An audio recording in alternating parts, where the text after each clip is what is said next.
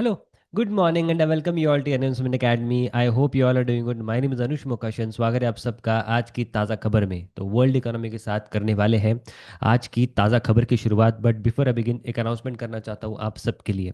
यज्ञा जो है तो ऑफर कर रहा है 50% discount on all the products that is stockometer, fundometer and model portfolios. तो अभी तक अगर आपने हमारे प्रोडक्ट्स को सब्सक्राइब नहीं किया है या अगर आपको रिन्यूअल भी करना है तो आप यूज़ कर सकते हो coupon code AM50 that is AM50 and आपको यहाँ पे 50% तक का डिस्काउंट हमारे प्रोडक्ट्स पे मिल सकता है। तो आई होप इस ऑफर का लाभ आप ज़रूर उठाओगे। अब बहुत से हमारे सब्सक्राइबर्स जो है तो वो क्वेरीज भी आती है कि आपके जो प्रोडक्ट्स हैं तो उसके बारे में थोड़ा बताएं। तो I will take 2 minutes to explain about this model portfolios. So broadly model portfolio basically एक रेडीमेड पोर्टफोलियो आपको मिलेगा, you can invest based on that. अब इसमें एडिशनल क्या है तो एवरी क्वार्टरली रीबैलेंसिंग होती है। Then we also share our rationale कि हमने ये स्टॉक ऐड किया है तो क्यों ऐड किया है, इवन ये स्टॉक एग्जिट किया है तो इसका क्या रैशनल है, हमारे पास हमने क्या रैशनल से उसको निकाला है। देन एवरी रीबैलेंसिंग के बाद जो है तो मॉडल पोर्टफोलियो सेशंस भी होते हैं, राइट। सो लाइव सेशन होता है तो उसमें सारी जो क्वेरीज है रिगार्डिंग द रीबैलेंसिंग तो वो भी sir also tries to answer each of the queries. So do check in investor.in का website and AM50 coupon code use करना मत भूलना, आपको 50% डिस्काउंट हमारे प्रोडक्ट्स पे मिल सकता है। अब बढ़ते हैं ग्लोबल न्यूज़ की तरफ। तो सबसे पहले बात करेंगे क्वांटिटेटिव टाइटनिंग के बारे में। तो बेसिकली अभी एंड हो गई है सारी क्वांटिटेटिव टाइटनिंग। तो Fed quietly pumps $13.5 billion into banks second biggest liquidity blast since Covid, right. So June 2022 से लेके अगर हम अभी तक देखें तो लगभग 2 से 2.5 ट्रिलियन डॉलर मोटा मोटी विड्रॉ कर लिया था फेड ने। बट नाउ स्लोली स्लोली ये जो क्वांटिटेटिव टाइटनिंग है तो अब धीरे धीरे लाइक दे हैव एंड मतलब ये अभी खत्म ही हो चुकी है। Fed has officially ended this quantitative tightening now and उस अब फेड क्वांटिटेटिव टाइटनिंग तो एंड हो चुकी है। अब now they are injecting money into the system. So $13.5 billion they have injected into the banking system. जो रिसेंट जो एक शॉर्ट टर्म प्रेशर बना है ऑफ लिक्विडिटी रिलेटेड या even short term funding related issues जो हो रहे हैं इन द बैंकिंग सिस्टम उसको कर्ब करने में या एड्रेस करने में ये मदद करेगा।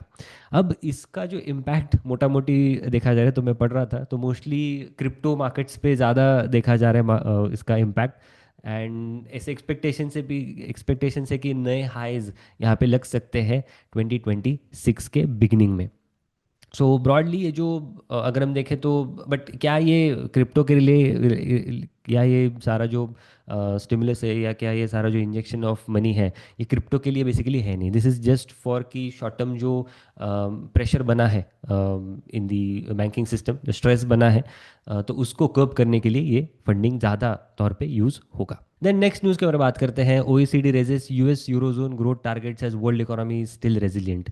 तो 2025 में हमने काफ़ी सारी चीज़ें देखी, ट्रेड रिलेटेड टेंशन्स देखे, वॉर देखी, देन कुछ अनफॉर्चुनेटली कुछ एक्सीडेंट्स भी देखे। सो इसके बावजूद राइट OECD सेइंग कि वर्ल्ड इकोनॉमी सरप्राइजिंगली रेजिलिएंट रही in 2025 despite there have been trade barriers, political uncertainty and weak investment zone. अब डिमांड जो है इनके इनके हिसाब से डिमांड जो है तो अच्छी खासी रही है डिस्पाइट ये जो मतलब ये जो सारी चीज़ें हमने अभी बात की, trade barriers, political uncertainty and weak investment. उन्होंने कहा है कि ये जो डिमांड जो हेल्ड हुई है तो प्राइमरी इसके पीछे के रीजंस रहे कि easier global financial conditions, supportive macro policies, real income growth and strong AI related investments, right, specially in the US GDP growth forecast for 2025 अगर हम बात करें तो उन्होंने बढ़ाया है 0.2% से टू 2% तक। यूरोजोन ग्रोथ फोरकास्ट अगर हम बात करें for 2025 they have increase to 1.3%, 0.1% point से इन्होंने बढ़ाया है। ग्लोबल ग्रोथ एक्सपेक्टेड है at 3.2% in 2025 versus 3.3% in 2024। Then slow हो सकती है टू 2.9% 2026 में एंड रिकवरिंग टू 3.1% 2027 में, ऐसे इनकी प्रोजेक्शंस है। US जो है तो यहाँ पे ग्रोथ थोड़ी बहुत ईज आउट हो सकती है 1.7% तक इन 2026, यूरोजोन टू 1%। एंड बट इनके जो प्रोजेक्शंस पहले थे वो इन्होंने रिवाइज किए, अपवर्ड रिवीजन यहाँ पे किया है, ऐसा उन्होंने यहाँ पे बोला, even for US at 1.7% and eurozone at 1% पे। मोस्ट इंपॉर्टेंटली इमर्जिंग जो एशियन इकोनॉमीज है स्पेशली इंडियन इकोनॉमी, यहाँ पे उनका कहना है कि they will contribute the highest in the global growth related numbers में। देन नेक्स्ट न्यूज़ है about decline in India's Russian oil imports में भी टेम्पररी, क्रेमलिन सेज। तो रशिया के जो स्पोक्स पर्सन है मिस्टर दिमित्री, उन्होंने कहा है कि ये जो अब हमें पता है कि रिसेंटली सेकेंडरी सैंक्शंस लगे थे on the Russian oil producers, that is Rosneft and Lukoil. तो उसके बाद इंडिया ने जो है तो वो कम कर दिया है, India is reduced buying oil from Russia. But इनके जो स्पोक्स पर्सन है उन्होंने कहा है कि ये एक जो डिक्लाइन है तो वो टेम्पररी है, एंड इनके प्लान्स है कि ऑयल सप्लाईज जो है टू इंडिया ये बढ़ाएंगे आगे जाके। अब बिकॉज ऑफ दिस अगर हम देखें, ये जो रिडक्शन है बिकॉज ऑफ दिस, अगर हम देखें कि रशिया से जो इम्पोर्ट्स है ऑफ क्रूड ऑयल, तो that has hit 3 year low this month.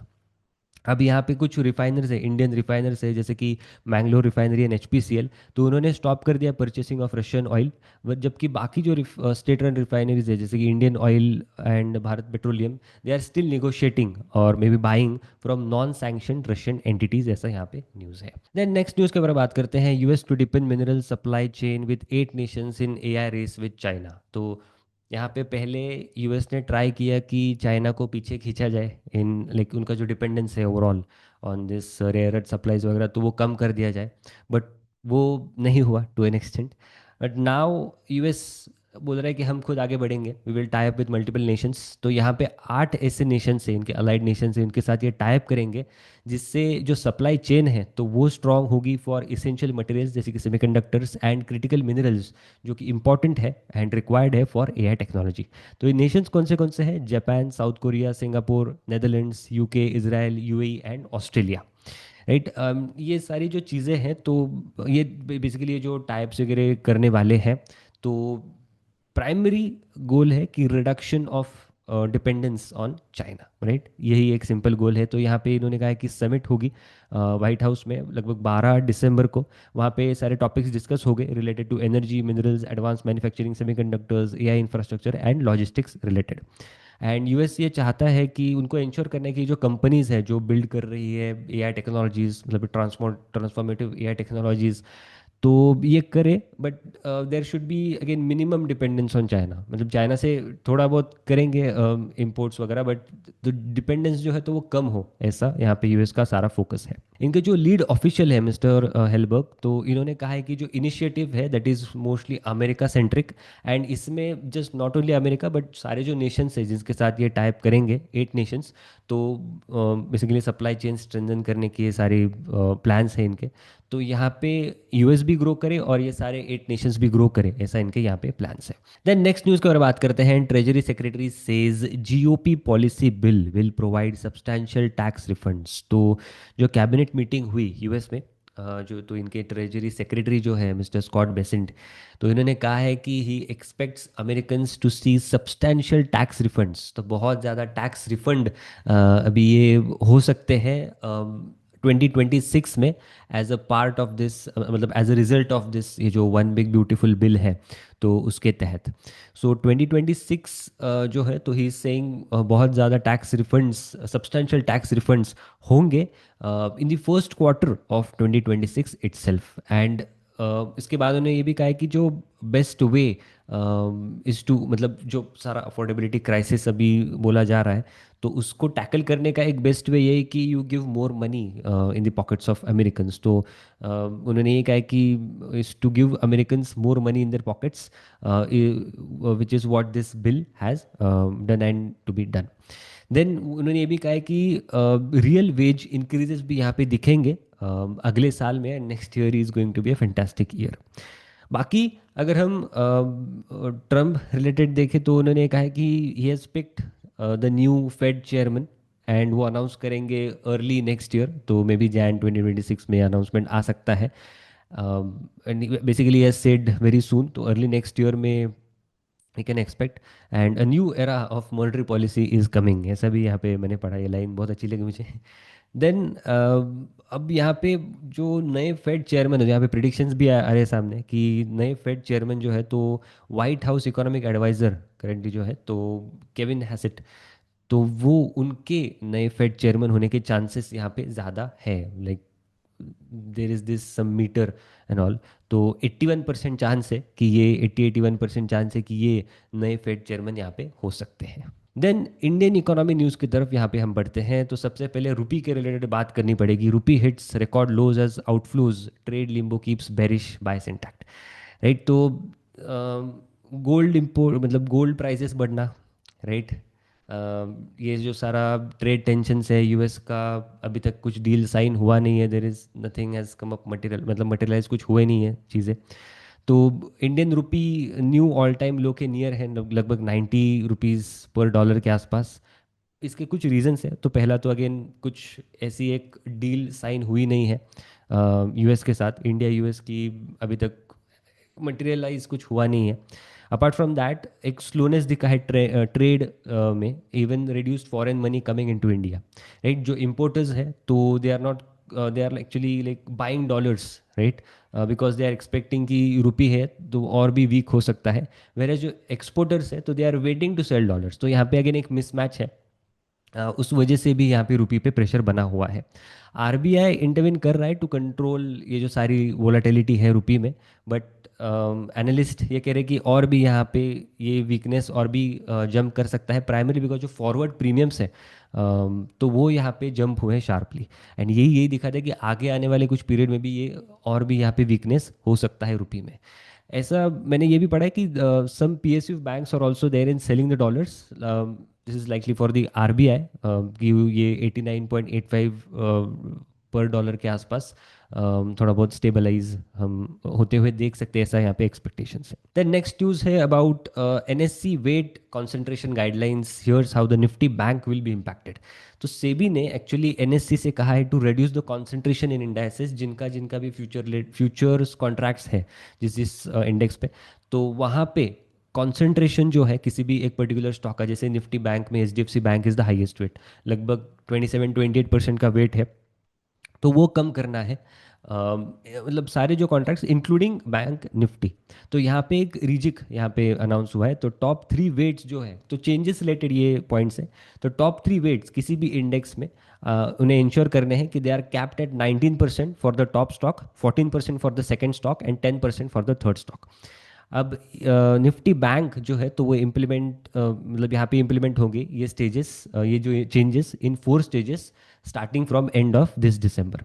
तो इसका मतलब ये है कि करेंटली जो H D F C bank and ICICI bank है तो ये करेंटली डोमिनेट कर रहे हैं निफ्टी बैंक को। तो यहाँ पे वेट रिडक्शन होगा। अब ये वेट रिडक्शन कैसे होगा, तो H D F C bank जो है तो 27.5% का वेट है, तो ये लाएंगे टू 18.9%, दैट इज 19% के आसपास। आईसीआईसीआई बैंक 23.1% का वेट है, तो 14% के आसपास लाया जाएगा बिकॉज 14% का कैप है। And S B I currently 9.5% के आसपास का वेट है, तो 10% के आसपास इसको लाया जाएगा। अब यहाँ पे 2 नए स्टॉक्स ऐड होंगे, राइट। तो ये वो कौन से हैं, तो वो है Yes Bank and Union Bank will be added. तो H D F C bank and ICICI bank अगर हम देखें तो मोटा मोटी ये बोला जा रहा है कि आउटफ्लो देखा जा सकता है यहाँ पे $330 मिलियन का ईच अक्रॉस फोर ट्रांचेस में ये सारी चीज़ें होंगी। तो 4 ट्रांचेस में अक्रॉस अप्रॉक्स $330 मिलियन का आउटफ्लो यहाँ पे देखा जा सकता है। आप यहाँ पे डिटेल्स देख सकते हो ऑन द स्क्रीन। ये इनफ्लो के एस्टिमेट्स है in Yes Bank and Union Bank. तो ट्रांच 1, 2, 3 एंड 4 अगर हम देखें तो येस बैंक $91 मिलियन, 13, 17 एंड $18 मिलियन। लगभग अगर हम देखें तो 19, 13, मोस्टली $139 मिलियन के आसपास इनका इनफ्लो रहेगा। And similar on the lines of Union Bank 71, 9, then 15 and 14, लगभग 110 मिलियन डॉलर्स के आसपास इनका इनफ्लो रहेगा इनके केस में। देन नेक्स्ट न्यूज़ के बारे में बात करते हैं। Government says no proposal to raise FDI limit in public sector banks. So Indian government ने ये कंफर्म किया है कि ऐसा कोई प्लान नहीं है एफडीआई लिमिट बढ़ाने का इन पब्लिक सेक्टर बैंक्स बियॉन्ड 20% जो करेंटली है।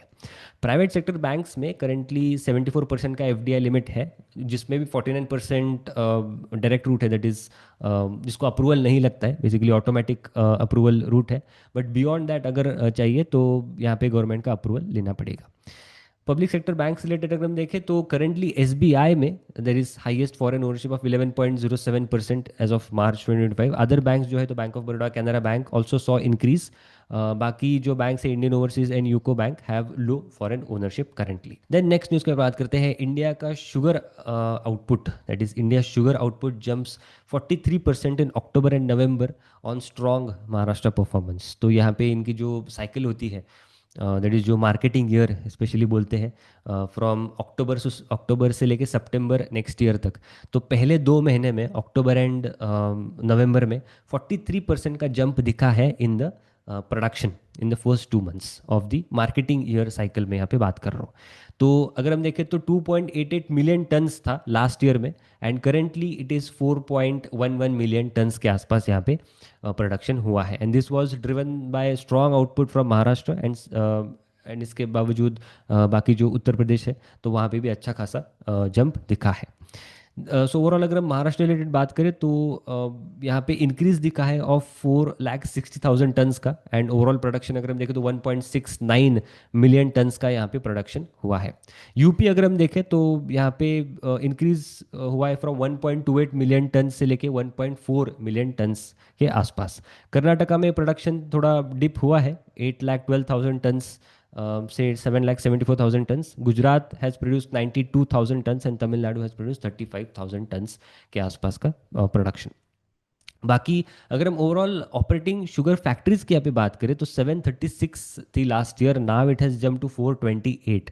इसमें जो Indian sugar and bio energy manufacturers association है, दैट इज़ ISMA, इन्होंने कहा है कि जो एटलीस्ट मिनिमम सेलिंग प्राइस भी है तो वो यहाँ पे बढ़ाई जाए, कंसिडरिंग यहाँ पे कॉस्ट भी इंक्रीज हुई है टू 41.72 रुपीज़ पर केजी। इसमें ISMA जो है तो उन्होंने ये भी कहा है कि गवर्नमेंट ने जो इथेनॉल प्रोक्योरमेंट प्राइजेस है तो वो भी बढ़ाने चाहिए, जिससे जो अंडर यूटिलाइजेशन है ऑफ कैपेसिटी तो वो भी कहीं ना कहीं यहाँ पे फुलफिल होगा। बाकी जो यही जो ऑर्गेनाइजेशन है ISMA, इनके कुछ प्रोजेक्शंस भी है। तो टोटल शुगर प्रोडक्शन अगर हम यहाँ पे देखें तो 30.95 मिलियन टन्स के आसपास यहाँ पे बोला जा रहा है फॉर मार्केटिंग ईयर 2025-26 में, from 26.11 million tons last year. Then अब हम बढ़ते हैं स्टॉक स्पेसिफिक न्यूज़ की तरफ। तो सबसे पहले बात करते हैं टाटा कम्युनिकेशंस के बारे में।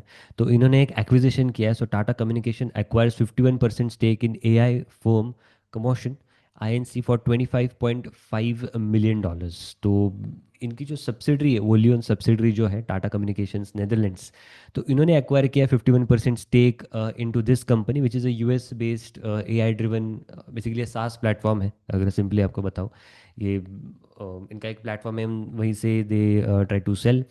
तो ये जो कंपनी है तो that again helps in enhancing AI capabilities, particularly जो टाटा कम्युनिकेशंस का कस्टमर इंटरेक्शन सूट है तो वहाँ पे ये ज़्यादा मदद करेगा, स्पेशली कलायरा जो प्लेटफॉर्म है वहाँ पे ये एक्विजिशन मदद करेगा।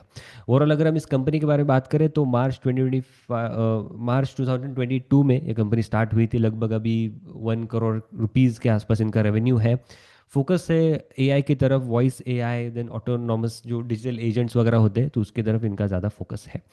जो एक्विजिशन है तो इंटीग्रेट जब होगा, मतलब ये कंपनी का AI पावर्ड सॉल्यूशंस इंटीग्रेट होंगे इनटू टाटा कम्युनिकेशन के जो एग्जिस्टिंग ऑफरिंग्स है, तो that will help in creating intelligent and personalised customer experiences. Basically customer point of view से ये अच्छी बात है। And this company should also be on your radar, क्योंकि जो TCS, because they Tata communication itself is doing many things into data centre related, मतलब वो play में, नॉट एग्जैक्टली बट वो प्ले में they are also good part है इनका इसमें। इवन जो TCS जो अनाउंसमेंट उन्होंने की डेटा सेंटर रिलेटेड, तो वहाँ से भी मे बी एक एक्सपेक्टेशंस है कि मे बी टाटा कम्युनिकेशंस को थोड़े बहुत ऑर्डर्स यहाँ पे मिल सकते हैं। Then Adani ports November month का इनका अपडेट आया है, November business update. Overall cargo handle जो वॉल्यूम है, ओवरऑल कार्गो जो वॉल्यूम है तो वो बढ़ा है बाय 14% YO टू 41 MT, जिसमें लॉजिस्टिक्स रेल वॉल्यूम एक्चुअली गिरा है 5% से YY, वेरएज जो कार्गो हैंडल्ड है लेड बाय जो कंटेनर्स वगैरह है तो 20% की यहाँ पे बढ़त है, and dry cargo is up by 10% YY। Then Swiggy's 10,000 crores QIP likely to open next week amid 30% fall in stock this year। तो पहले हमने देखा जोमेटो ने रेज किया 8,500 10,000 करोड़ के आसपास। Now again Swiggy is coming up with this 10,000 crore का QIP this, and ये नेक्स्ट वीक होगा। जो सारा शेयर सेल वगैरह है तो नेक्स्ट वीक ये सारी चीज़ें होंगी। तो बेसिकली यहाँ पे एक क्या कहते हैं वॉर चेस्ट बनाने वाली बातें हो रही है। तो एंड इसका यूज़ भी ये करेंगे जैसे आगे कुछ एक्विजिशंस करना है, देन स्टोर्स एक्सपेंशंस, जो डार्क स्टोर्स वगैरह है तो वो एक्सपेंशंस करने में इनको मदद हो सकती है। देन इनका मार्केट शेयर भी इनको मेंटेन रखना पड़ेगा, सो इस वजह से भी they are also increasing their war chest basically. इसके अलावा Zepto is also planning for IPO, right. तो एक न्यूज़ थी तो मैंने पढ़ा कि ओवरऑल $500 मिलियन के आसपास they are planning to raise, तो वो भी रेज करेंगे। दे आर अगेन, जो बर्न है with Zepto is very very rapid, right. So overall अगर हम देखें तो maybe market share related, acquisitions related, dark stores open करने के लिए ये सारा कैश यहाँ पे यूज़ हो सकता है। सो आई होप ये आज की ताज़ा खबर आपको अच्छी लगी होगी। ऐसे और वीडियोस के लिए हमारे चैनल पे बने रहो, लाइक करना, शेयर करना, सब्सक्राइब करना मत भूलना। मिलते हैं अगले वीडियो में। Thank you so much.